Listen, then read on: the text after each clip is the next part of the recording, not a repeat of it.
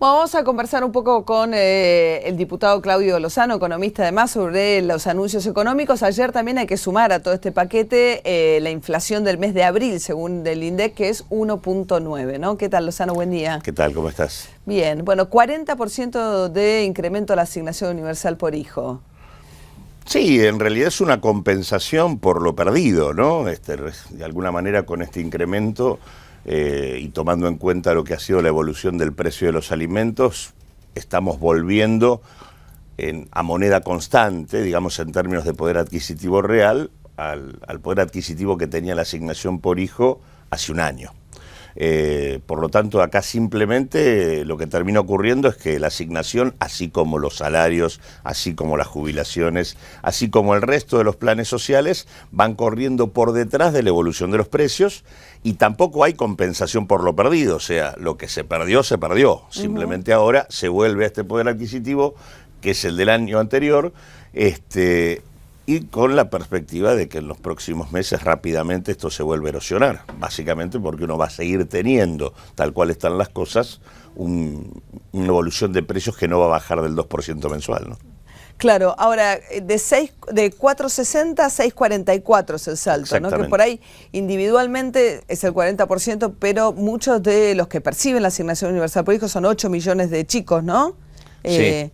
Tienen muchas veces... Son 3.400.000 chicos. 3 millones. Pero lo que ocurre es que hay muchas casas con más de una asignación, ¿no? Con lo cual el impacto se multiplica. No, sí, por supuesto. Es un refuerzo importante para los hogares, pero vuelvo a insistir, es una compensación por lo que esos hogares ya perdieron en términos del poder adquisitivo que tenían. No implica una modificación sustantiva. Obviamente es mucho mejor que haya estado a que no se la dé.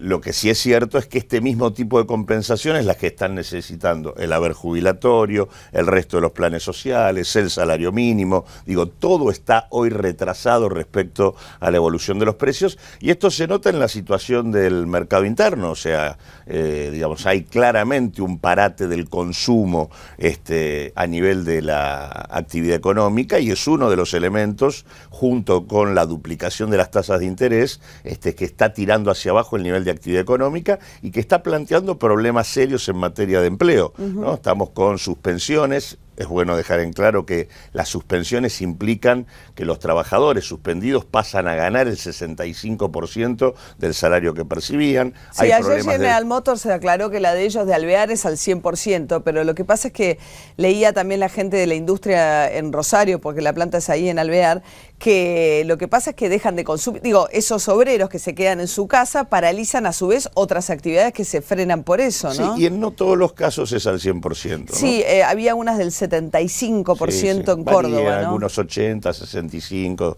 pero digo, en todos los... Y aparte de esto, obviamente todas aquellas personas que ven afectada su posibilidad de empleo, porque en realidad la persona que está siendo suspendida está pensando que puede perder el trabajo. Sí, claro. Consecuentemente hay un fenómeno de retracción general en materia de consumo, ¿no? El 1.9 de ayer de Kicillof está en línea con lo que ustedes venían... No, está por debajo, no solo de lo que venimos nosotros siguiendo, sino en general de casi todas las encuestas privadas existentes. El elemento más problemático acá es que el índice que nos está dando el ministro de Economía es un índice que no viene acompañado de ninguno de los elementos que suelen rodear un índice de precios. No tenemos una presentación de los precios medios que está relevando el organismo estadístico, no nos dice cuál es la canasta de pobreza y cuál es la canasta de indigencia, no nos dice cuáles son los precios regionales de los cuales este índice de precios nacional es algo así como un promedio resultante de ellos. No sabemos cómo llega este número. No sabemos nada, no tenemos la encuesta de gasto que se supone que ellos hicieron en el 2012-2013, eso tampoco está disponible, o sea que en realidad todos los elementos de carácter técnico que uno debería tener para poder decir este índice está bien conformado, no existen. No. Con lo cual uno puede suponer que estamos frente a una manipulación de otro signo que la que tuvimos en otro tiempo, ¿no? Menos alevosa. Sí, no, es que tiene otros objetivos, porque aquella manipulación tenía que ver con sostener un relato de que nosotros pagábamos poca deuda pública, que nosotros crecíamos más de lo que crecíamos, que la pobreza y que la indigencia desaparecía. Era el momento de Cristilandia, digamos, pero digo, en este caso estamos en una etapa distinta donde hay que reconocer la inflación porque nos tenemos que reconciliar con el Fondo Monetario Internacional y necesitamos lograr financiamiento externo. Entonces necesito otros números, no los que ponía. Y como francamente no se ha puesto un corte institucional que diga, bueno, saco a los que destruyeron el INDEC, pongo otros funcionarios y además pongo a disposición del conjunto de las instituciones y de la sociedad todos los elementos técnicos que corresponden para rodear un índice, la verdad que uno no sabe, no puede decir nada de este número, ¿no? Más que decir esto, está por debajo de lo que nos viene dando a todos. Y lo cual no quiere decir que estemos en una fase en donde los precios están moderando su alza. Eso sí es cierto. Los precios están subiendo menos, pero están subiendo menos por lo que decíamos antes, porque hay una tendencia a la caída en el nivel de actividad económica. No es porque estemos controlando la situación de manera adecuada, sino porque el gobierno está haciendo exactamente lo contrario de lo que siempre dijo que no iba a hacer, que era contener los precios por vía de caída de la demanda. 11.9, casi 12 en un cuatrimestre, ¿no? Ni más ni menos. Recordemos que le dieron a los jubilados un 11% en marzo, ¿no? Sí. O sea que los jubilados prácticamente ya tienen consumido el aumento.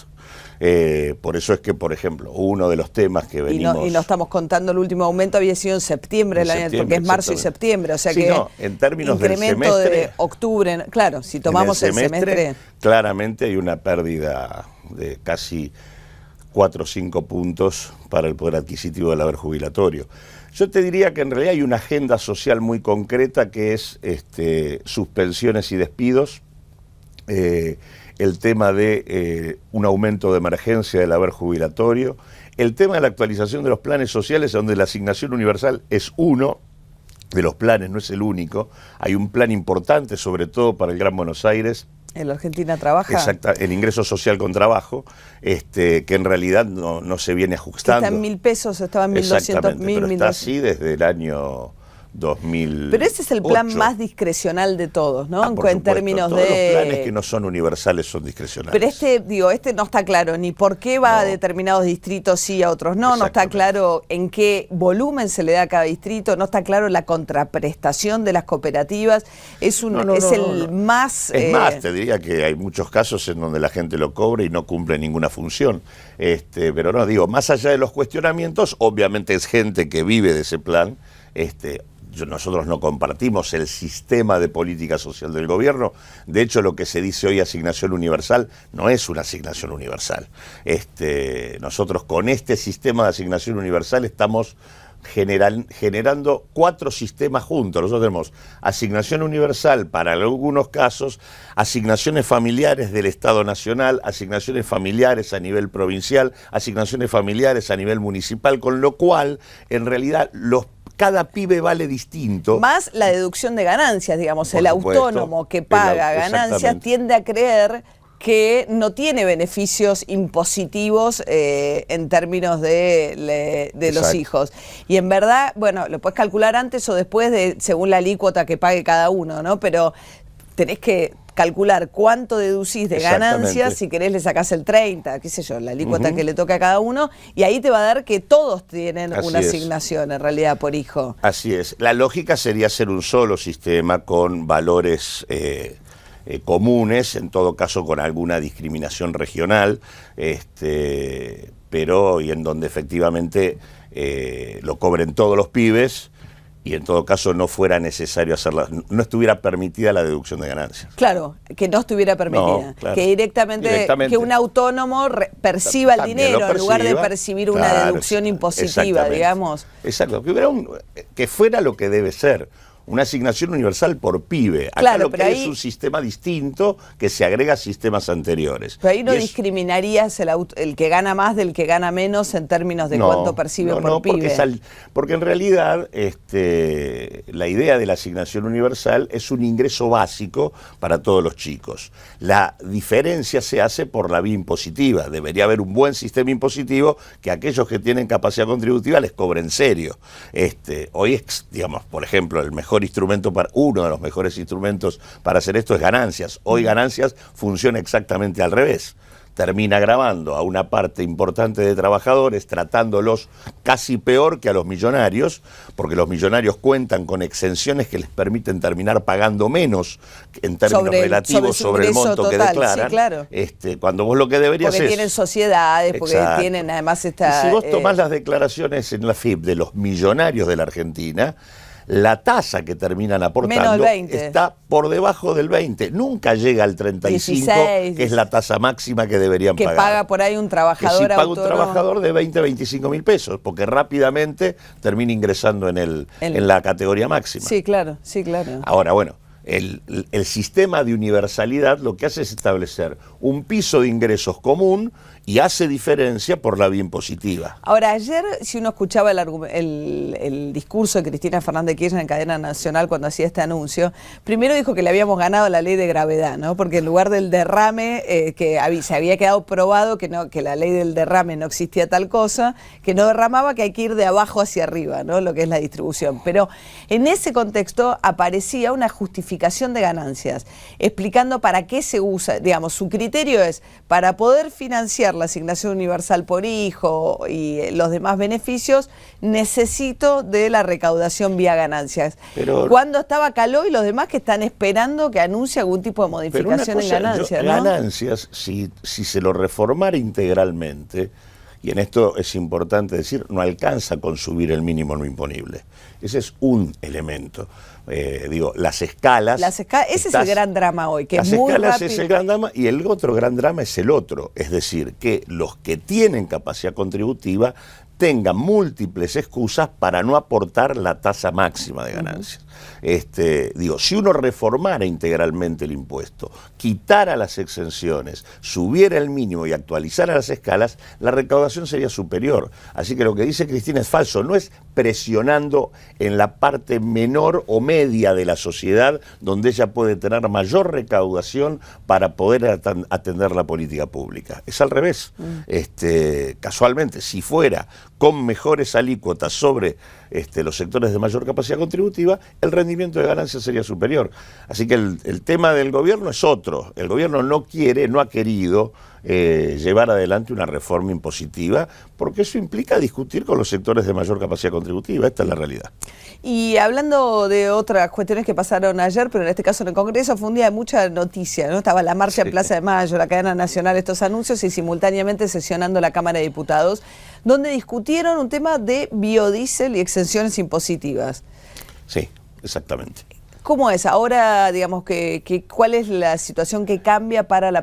¿Qué es el biodiesel? A ver, como para que el biodiesel es un combustible que en lugar de proceder de lo que serían como los hidrocarburos que vienen del petróleo, el gas, de lo que serían los combustibles fósiles, los biocombustibles vienen a partir de materia orgánica. En este caso, el biodiesel del cual estamos hablando viene a partir del aceite de la soja. Y por lo tanto, digamos, es una discusión sumamente importante, porque en realidad nosotros somos un país que, como consecuencia de los desastres que en materia energética hemos venido teniendo, hoy dependemos en prácticamente un 90% de todo lo que es nuestro consumo energético de hidrocarburos. O sea que dependemos de manera extrema de un recurso que tiende a agotarse.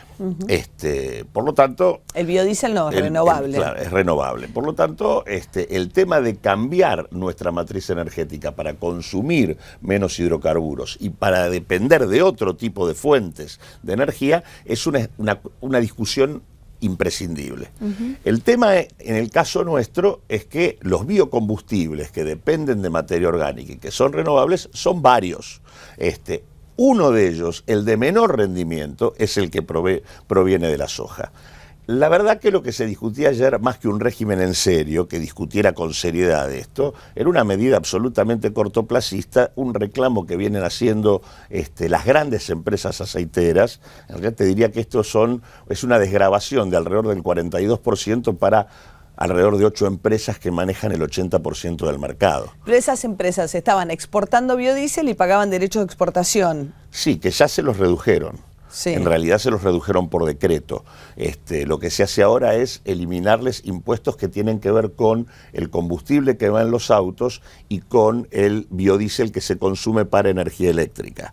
Digamos, local. En realidad tiene que ver con desgravaciones en el mercado doméstico. Además de eso ya han tenido la rebaja de retenciones. Lo que pasa es que se les cerró el mercado europeo, sí, particularmente el de España. Sí, pero se les cerró el mercado europeo de manera transitoria, porque en realidad en el marco del nuevo acuerdo con indemnización para Repsol, España va a bajar ese tipo de cuestiones. De hecho, el resto de los países europeos no está validando la denuncia de dumping hecha por España. Y además, Argentina también ha demostrado que puede colocar biodiesel en Estados Unidos. En el año 2008, el 85% de las exportaciones se pusieron en Estados Unidos, no en Europa. O sea que no es que no haya alternativas. Más bien, lo que ha pasado acá es que se ha utilizado el cierre en Europa como una excusa para darle calce a una presión que este lobby aceitero viene haciendo hace aproximadamente 2 años, en donde se le acabó los 10 primeros años de promoción que habían tenido.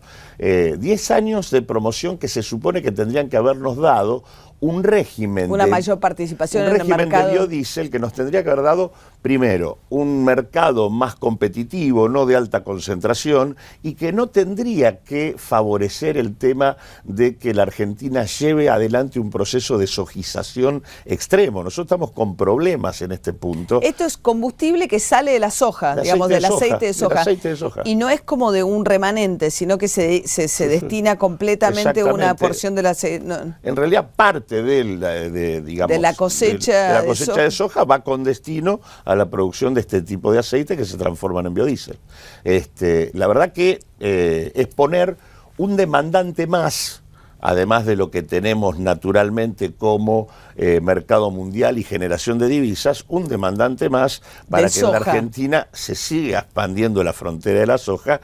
Y la verdad es que eso tiene problemas ambientales serios y también costos sanitarios. Digo, nosotros estamos, por ejemplo, viendo todo el debate que se está dando en Malvinas, Córdoba, con la eventual instalación de la planta de Monsanto. De semillas. Sí, la planta de Monsanto va a consumir, como pasa con la soja, 1.750.000 litros anuales de agroquímicos, de los cuales 875.000 litros en el año van a tener que ver con un insecticida que se llama cliotidina, que acaba de ser prohibido en Europa porque interrumpe la polinización de la vida animal y al mismo tiempo penetra napas, es veneno puro, penetra napas, contamina agua y también contamina suelos. Pero esos son los agroquímicos que hay que usar para cosechar Exactamente, esos son los agroquímicos. ¿Pero esa planta de semillas es para consumo local, las semillas? ¿O sí, claro, por supuesto. En realidad Monsanto tiende a un control privado de la reproducción de la vida, porque lo que hace es generar semillas que dan como resultado plantas que no generan semillas. Por lo tanto, a diferencia de lo hay que volver a comprar la Monsanto porque es la única que tiene semillas. Bueno, son temas delicados. De hecho, el problema que se suscita en Malvinas, que ya viene precedido de la discusión de las madres de Ituzaingó, en una localidad cercana ahí en Córdoba, tiene que ver con por la fumigación muy cercana. El resultado de esto es abortos espontáneos, tumores, malformaciones congénitas. Eso está demostrado por estudios en la Universidad Autónoma de México. Digo, no es por casualidad que toda Europa tiene prohibido, por ejemplo, el insecticida esta cliotidina que quieren utilizar. Entonces, la verdad es que lo que no existió ayer es un debate en serio sobre cómo armar un régimen de biocombustible que en realidad dé cuenta de una estrategia productiva que no tenga costos sanitarios y ambientales. O sea, un biodiesel que no provenga de la soja. Claro. ¿Y qué sería? Ya, en realidad, qué sé yo, Indonesia, por ejemplo, está especializada en biodiesel, pero que viene del aceite de palta, por decirte, y el rendimiento de la palta respecto a la soja es 4 o 5 veces para producir biodiesel. aceite con destino a biodiesel. Y lo mismo, por ejemplo, hay un arbusto que se llama jatropha, que puede uno extenderlo en todas las zonas áridas, en realidad, y que tiene una productividad, un rendimiento en materia energética que es el triple que es lo que tiene la soja. O sea, la soja no es el cultivo que mayor rendimiento energético tiene. Hay otras alternativas que nos permitirían a nosotros avanzar en el camino del biocombustible, pero sin ocupar tierras que por otra parte además deberíamos dirigir a el cultivo de alimentos. Claro, también haciendo un nuevo incentivo a la sojización, digamos, a plantar ese soja. Es el tema. O sea, pues se por vuelve un lado, más rentable la producción claro, de biodiesel proveniente de aceite de soja. Y por supuesto, porque esto lo que hace es que los mismos que están en Ahora, la cadena de la imagino, soja producen, porque aparte tenemos estas 8 pero empresas. el gobierno lo debe hacer, digamos, más allá del beneficio de esas aceiteras, también pensando en bajar las importaciones de petróleo, ¿o no? Hay en términos del peso que eso tiene sobre la balanza comercial. De sustituir el gasoil importado por el biodiesel. Con lo que cuesta para la balanza comercial, digamos. Claro, exacto. Pero por eso digo, en alguna medida lo que hay acá son decisiones muy cortoplacistas que no dan cuenta del horizonte al que vamos. El horizonte al que vamos, si seguimos tomando medidas en este campo de esta naturaleza, es complicado. Por eso nosotros no rechazamos el tema, nos abstuvimos diciendo que hay que discutir en serio, porque el régimen que se puso en marcha... ¿Votó solo el Frente para la Victoria? Votó, no, votó el Frente para la Victoria, votó el Frente Renovador, nos abstuvimos nosotros, la coalición cívica, se opuso el Frente de Izquierda. ¿Y el PRO? El PRO también acompañó, con críticas, pero acompañó. Acompañó. Sí, sí. Últimamente acompaña más. Bueno, yo te diría que el partido del ajuste y de los compromisos con las grandes empresas en la Argentina no está solamente del lado del gobierno, también está en el Frente Renovador, está en el PRO. Digo, yo por eso, bueno, qué sé yo, Méndez ahora, vos mencionabas al de la UIA, está el debate de la UIA con Capitanich. La verdad que, bueno, la UIA fue muy... digamos, acompañó las definiciones del gobierno desde la devaluación en más. Esta suerte de partido del ajuste tiene, digamos, adherentes al interior del gobierno, pero también afuera, ¿no? Muchas gracias, Claudio Lozano. No, gracias a vos.